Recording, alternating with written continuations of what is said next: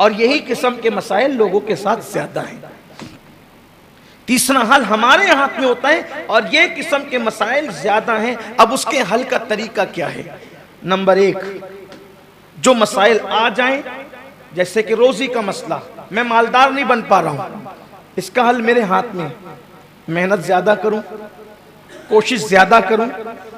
माल कमाना कोई मुश्किल नहीं है। आप 8 घंटे ड्यूटी करते हैं, 12 घंटे कीजिए, माल आएगा। खर्चा अपना कम कर दीजिए, माल आएगा।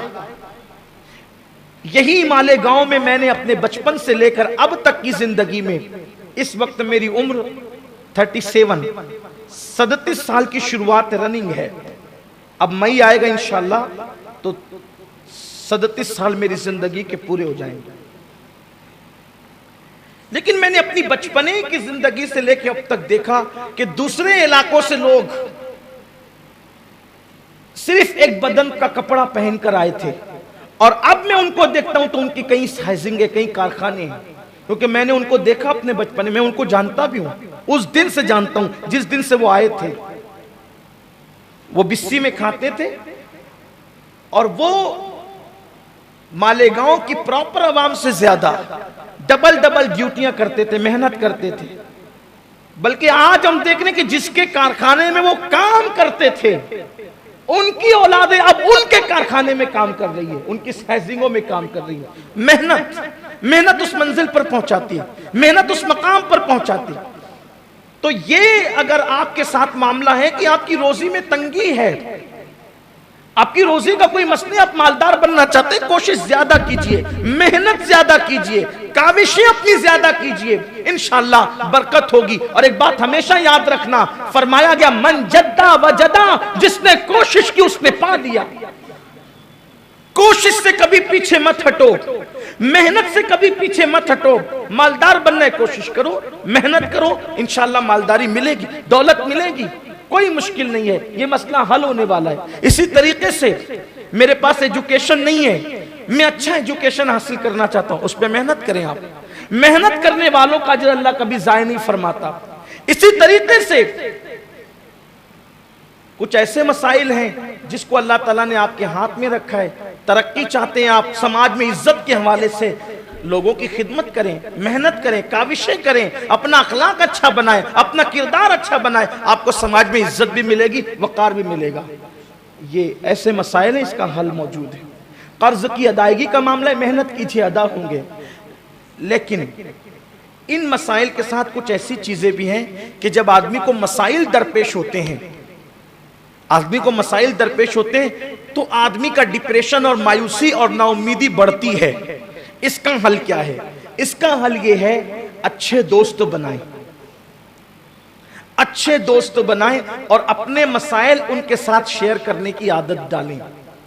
अच्छे दोस्त, इसलिए कि ये बात है कि अगर हम अपना मसला किसी दोस्त के सामने शेयर करते हैं तो वो हमारा मसला जो है वो हल्का हो जाता है।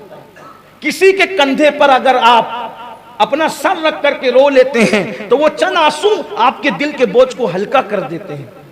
ये जो हमारी आजकल माहौल है, अकेले रहना, तन्हा रहना, सबसे हट करके रहना, एक आदमी समझता है ना मेरे मेयार का कोई नहीं है, मेरे मेयार का कोई नहीं है, तो याद रखना अकेले रहते रहते इंसान मायूस होता है, नाउम्मीद होता है। और अक्सर लोगों को आप देखें, जो लोग समाज से कट जाते हैं वही आमतौर पर खुदकुशी करते हैं। इसलिए समाज से मत कटो, समाज से वाबस्ता रहो, समाज से वाबस्ता। आजकल देखा जाता है किसी को थोड़ी सी इज्जत मिल गई, अलग समाज से कट जाए। देख रहा हूं मैं अपने शहर में, थोड़ी सी इज्जत मिली, अपना स्टेटस नहीं है भाई, मेयार अपना नहीं है, ये लोग अपने मेयार के नहीं है, ठीक, अलग। इज्जत मिली अलग, दौलत मिली अलग, शोहरत मिली अलग, लिबास अच्छा पहना अलग, कार अच्छी ली अलग। ये कम ज़र्फों की अलामत है। मेरे आका सैयदुल आलमीन होकर भी सबके साथ बैठा करते थे। गरीब आता उसके साथ भी, अमीर आता उसके साथ भी, मजदूर आता उसके साथ भी, आला आता उसके साथ भी, अदना आता उसके साथ भी। कुछ मिल जाने पर अलग रहना। याद रखना, हमेशा हालात एक जैसे नहीं रहते। हुजूर सैयदी मुहद्दिस आज़मीन का एक शेर है बहुत खूबसूरत। कहते हैं एक तरीके पर नहीं रहता कभी दुनिया का हाल, एक तरीके पर कभी रहता नहीं दुनिया का हाल, हर जवाले रा कमालो हर कमाले रा जवाल। दुनिया हमेशा एक उस पे नहीं रहती, हर उरूज को जवाल है और हर जवाल को उरूज है। तो ये थोड़ी सी इज्जत मिलने पर जो 100 लोगों से कट जाते हो, एक दिन इज्जत खत्म होगी, कटे रह जाओगे। थोड़ी सी दौलत मिलने पे लोगों से कट जाते हो, दौलत खत्म हो जाएगी, लोगों से कटे रह जाओगे, फिर कोई पूछने वाला नहीं रहेगा। इसलिए मिलनसारी की आदत डालो, लोगों के दरमियान उठने बैठने की आदत डालो। हालात अच्छे हो या बुरे हो, लोगों से कभी कटना नहीं। ये कमजरफी की अलामत है, ये हल्केपन की निशानी है, ये इंसान के नीच और कमीनेपन की अलामत है। आसान मिसाल, कहते हैं कि एक चूहे ने हीरा खा लिया, एक चूहे ने हीरा खा लिया, उसने हीरा खा लिया। जिसका हीरा खाया उसको तकलीफ हुई कि भाई मेरा हीरा कैसे खा लिया चूहे ने। तो उसने क्या किया, ये अभी चंद दिनों पहले किसी दोस्त ने मुझे ये आर्टिकल छोटा सा भेजा, मुझे बहुत अच्छा लगा, उसको बहुत अच्छा लगा। हमारे अहबाब एक साथ एक ग्रुप में जमा है, तो उन्होंने ये आर्टिकल मुझे भेजा था। हालांकि आमतौर पे मैं इसको पसंद नहीं करता कि किसी के भेजे हुए आर्टिकल को नकल करूं, लेकिन बात मुझे बड़ी अच्छी लगी और है इबरत की बात है। उसने जब हीरा खा लिया तो हीरा डायमंड उसका छोटा सा हिस्सा निगल गया, वो निगल गया। तो जिसका खाया तो उसका तो नुकसान बहुत हुआ ना। तो उसने अपने दूसरे दोस्त को कहा यार वो मेचुआ मेरा हीरा खा गया, और कहा कि मैं पहचान लूंगा और मैं ले लूंगा आपका हीरा। तो तकरीबन 150-200 चूहे, यानी बड़ी तादाद में चूहे की जमात थी, बैठे हुए थे चूहे। तो उन चूहों में, बैठे हुए चूहों में उस दानिशमंद ने निशाना लगाया और उस चूहे को मार दिया। उसका पेट काटा गया तो उसमें से हीरा मिल गया। तो उस शख्स ने पूछा यार इतने सारे चूहे थे, इतने सारे चूहे थे, सब काले काले चूहे, तुमने कैसे पहचान लिया कि इसी ने हीरा खाया है? इसलिए कि हीरा खाते तुमने देखा नहीं, अगर देख भी लेते तो सारे चूहे एक जैसे दिखते हैं, तुमने कैसे पहचाना? कि उसने बहुत अच्छी बात कही, कहा कि वो हीरा खा लिया था ना उसने, तो चूंकि उसके पेट में आ गया था माल हीरा, तो अपनी बिरादरी से कट के अलग बैठा हुआ था। क्योंकि जब ना अहलों को, कम ज़र्फों को कुछ भी मिल जाता है तो फिर वो थोड़ा अलग रहने की कोशिश करते हैं। मैं समझ गया जो अलग है उसी के पास माल है, तो फिर मैंने उसका काम तमाम कर दिया। इसलिए अगर कुछ मिल जाए, मिलनसारी होनी चाहिए।